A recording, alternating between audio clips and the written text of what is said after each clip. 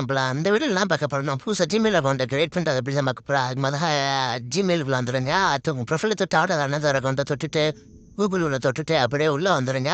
அடுத்து உங்க பாஸ்வேர்டு கேட்கும். பாஸ்வேர்ட போட்டுட்டு என்னைய மாரி போட்டு அப்படியே உள்ள வந்துருங்க. அது வந்து கிரியேட் அக்கவுண்ட்ன்றது பார்த்தீங்களா? அத டச் பண்ணிக்கோங்க. டச் பண்ணிட்டு உங்க பெர்சனல் அக்கவுண்டா இல்ல பிசினஸ் அக்கவுண்ட் வேண்டி ஓப்பன் பண்றீங்களா? அந்த பெர்சனல்னு தொட்டுக்கோங்க. அஃபிஷியல் அதான் தொட்டணும்.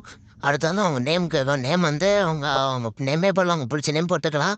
அதில நான் எனக்கு பிடிச்ச நேம் போட்டாச்சு. அடுத்து வந்து நெக்ஸ்ட்டுன்னு இருக்கும். கீழ அந்த ஆப்ஷன தொட்டுருங்க. அடுத்து டேட் ஆஃப் பர்த் கேட்கும். டேட் ஆஃப் பர்த் உங்களுக்கு பிடிச்ச டேட்டையும் போடலாம். உங்களுக்கு பிடிக்காத டேட்டும் போடலாம். நம்ம இந்த மாரி யூஸ்ஃபுல்லான கன்டென்ட் தான் போட்டுக்கிட்டுருக்கேன். நம்ம சேனல்ல சப்போர்ட்டே கிடைக்கிறதில்ல. தயவுசெய்து சப்போர்ட் பண்ணுங்க நம்ம மாப்பிள்ளைலாம். நெக்ஸ்ட்டு மெயில் கன்ஃபார்ம் பண்ணிட்டேன். நெக்ஸ்ட்டுன்னு இருக்கு பார்த்தீங்களா? கீழ அந்த ஆப்ஷன தொட்டுருங்க.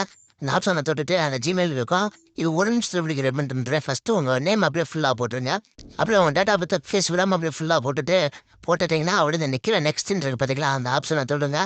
ஆமா. அந்த ஆப்ஷன தொட்டுட்டீங்கன்னா, அப்படியே ஸ்ட்ரெயிட்டா பாஸ்வேர்டு தான் கேட்கும். அப்படியே உங்களுக்கு பிடிச்ச பாஸ்வேர்ட போட்டு வச்சுட்டீங்கன்னா போதும். நம்ம உடன்பிறப்புல Gmail அக்கவுண்ட்ட கிரியேட் பண்ணியாச்சு.